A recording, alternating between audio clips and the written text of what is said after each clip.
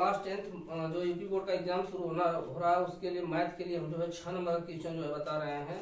अक्सर 6 नंबर में क्वेश्चन अक्सर पूछ देता है, कभी कभी छोटे क्वेश्चन भी जो है 6 नंबर का पूछ देता है। ठीक है, रैखिक समकोणिकों को बजगुणन विधि से हल करना। ठीक है बच्चों, तो बजगुणन विधि से हल करना है बच्चों। तो इसमें देखिए दो प्रकार से हल कर सकते हैं। अगर समीकरण को आप इसी रूप में रख रहे हैं तो जो फार्मूला होता है उसमें लास्ट में माइनस हो जाएगा। ठीक है, तो यहाँ पर देखिए या इस समीकरण को क्या करेंगे, समीकरण का और दो को इस प्रकार लिखने पर अगर यहाँ माइनस बराबर 0 कर देंगे तो जो फार्मूला होता है x बटा b1 b2 c1 c2 वाला, उसमें लास्ट वाले में -1 हो जाएगा। ठीक है, तो आप इसी तरह से हल कर लीजिए। समीकरण 1 और 2 को इस प्रकार लिखने पर समीकरण 1 और समीकरण 2 को इस प्रकार लिखने पर, चाहे निम्न प्रकार लिखने पर, ठीक है,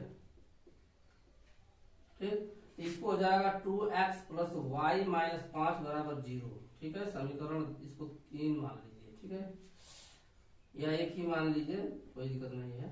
और 3x प्लस 2y माइनस 8 बराबर 0, समीकरण हमारा हो जाएगा 2। ठीक है, तो समीकरण 1 और, ठीक है, समीकरण 2 की तुलना, ठीक है,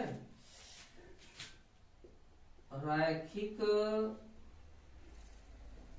समीकरण या रैखिक युग्म समीकरण, ठीक है, रैखिक युग्म समीकरण या रैखिक समीकरण a1x1 plus b1y1 plus c1 बराबर 0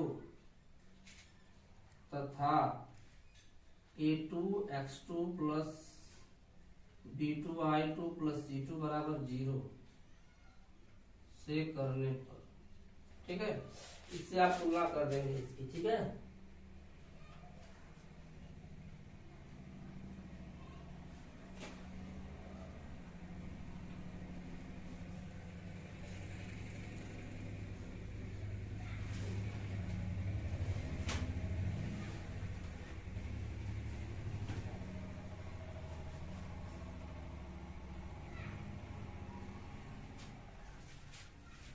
ठीक है, इसमें यह रहेगा। ठीक है, बस इतना ऐसे रहेगा। ठीक है, चेक करने पर जब इससे तुलना करेंगे, आप कहने मतलब कि दोनों समीकरण में अगर ये चीज नहीं आप लिख रहे हैं, लेकिन ये आपको दिखाई देगा a1 b1 और c1 का मान। ठीक है, तो हमको a1 बराबर क्या मिलेगा 2, b1 बराबर 1, c1 बराबर हमको मिल जाएगा -5, चिन्ह सही रखेंगे। a2 बराबर मिल जाएगा हमको 3, b2 बराबर मिल जाएगा 2, c2 बराबर मिल जाएगा -8। ठीक है, तो जो बच्चों इसका फार्मूला बनता है, देखिए ऐसे बनता है x बटा b1 b2 c1 c2 और y बटा बनता है c1 c2 a1 a2।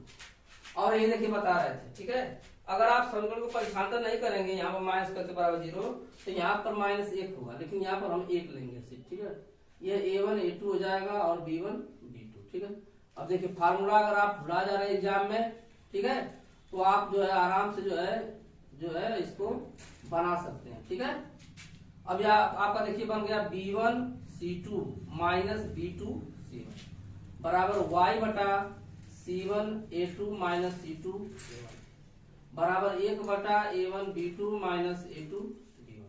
ठीक है, यह आपका बन गया जो है, समझ आया।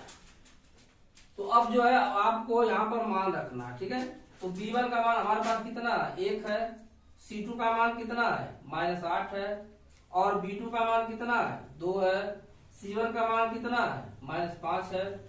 ठीक है, बराबर y बटा c1 का मान -5 है, a2 का मान कितना है 3 है, c2 का मान कितना है -8 है, a1 का मान कितना है 2 है, बराबर 1 बटा a1 का मान हमारे पास 2 है, b2 का मान कितना है 2 है, और a2 का मान कितना है 3 है, और b1 का मान कितना है 1। ठीक है, इस तरह से आप जो है, अगर फार्मूला आप भूल गए तो x बटा b1 b2, इसके बाद b के बाद c आता है तो c1 c2, अब C1 C2 फिर यहाँ लेके तो A1 A2 बचा है, ठीक है, फिर A1 A2 यहाँ करके अब उसके साथ B1 B2 इस तरह फार्मूला अगर भूल जा रहे हैं, ये 6 नंबर का क्वेश्चन आता है, बहुत इंपॉर्टेंट है। और फिर इसके बाद ऐसे तीर का निशान लगाइए, ये इसके साथ आएगा, फिर ऐसे अगर भूल गए आप, ठीक है, तो आंसर नहीं आ पाएगा।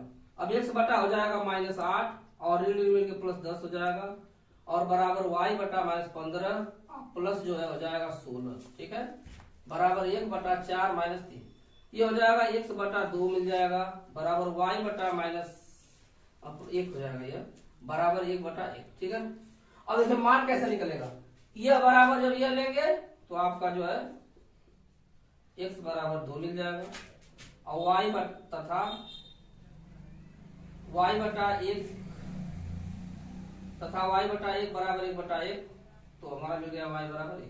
उत्तर की जांच जब करेंगे आप, x बराबर जो है 2 रखेंगे तो 2 4 और 1 5 आ गया, ठीक है। इस तरह से हमारा जो है आंसर जो है हमारा, ठीक है, x बराबर 2 y बराबर 1, ठीक है। ये बचगुण विधि है, बहुत ही आसान है बच्चों।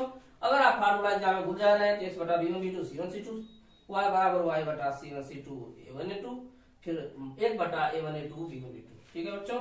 वीडियो को शुरू से देखिएगा, लास्ट तक जरूर करिएगा और ज्यादा से ज्यादा वीडियो को शेयर करिए।